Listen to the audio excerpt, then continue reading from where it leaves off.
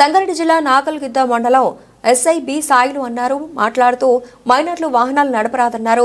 దీంతో పాటు మద్యం సేవించి వాహనాలపై రోడ్ల మీద తిరగరావద్దని హెచ్చరించారు.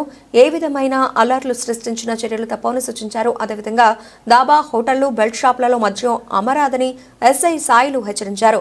డీజేలకు పర్మిషన్ లేదని, పర్మిషన్ లేకుండా డీజేలు పెట్టి సామాన్య ప్రజలకు ఇబ్బంది కలిగిస్తే చట్టపరమైన చర్యలు తీసుకుంటామని, డీజే సామాన్లు సీజ్ చేస్తామని, అదేవిధంగా రోడ్లపై రాత్రి 11 గంటల తర్వాత కనిపిస్తే వారిపైన చట్టపరమైన చర్యలు తీసుకుని వారిపై కేసు నమోదు చేస్తామని సూచించారు. రాత్రి వేళల్లో డాబాల్లో, బెల్ట్ షాపులలో సెట్టింగ్లు నిర్వహించరాదని వారు సూచించారు. కార్యక్రమంలో పిఎస్ఐ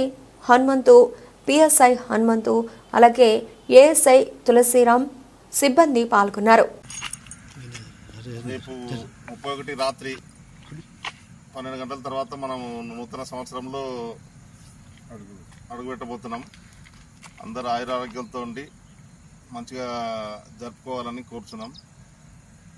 ఇది 31 డిసెంబర్ ఉందని చెప్పి మైనర్లకు బైకులు ఇచ్చి తల్లిదండ్రులు కూడా కొంచెం ఆలోచించాలి. మైనర్లకు బైకులు ఇవ్వద్దు, లైసెన్స్ లేకుండా, హెల్మెట్ లేకుండా వాహనాలు నడపొద్దు, మద్యం సేవించి వాహనాలు నడపొద్దు. మనం మద్యం సేవించే ముందు ఒక నిమిషం ఆలోచించాలి. మనం తాగి బండి నడుపుతున్నప్పుడు మన కంట్రోల్లో ఉండదు. మనకేమైనా జరగచ్చు, ఎదుటి వాళ్ళకి ఏమైనా జరగచ్చు. మన మీద ఆధారపడి బ్రతుకుతున్న కుటుంబ సభ్యులు వాళ్ళు జీవితాంతం బాధపడతారు. మనకి ఏదైనా ఫ్రాక్చర్ అయినా, వాళ్ళు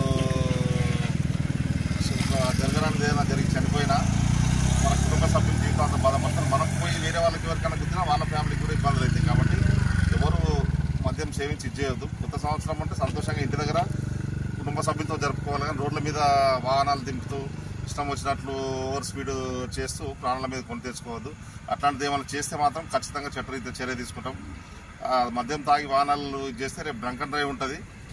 అందరు చెక్ చేస్తాము.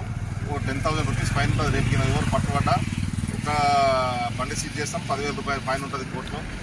వాళ్ళ మీద చట్టరీత్యా చర్య తీసుకోబడుతుంది. మైనర్లకు ఎట్టి సందర్భంలో వాళ్ళకి వాహనాలు ఇవ్వద్దు. తల్లిదండ్రులు గమనించాలి.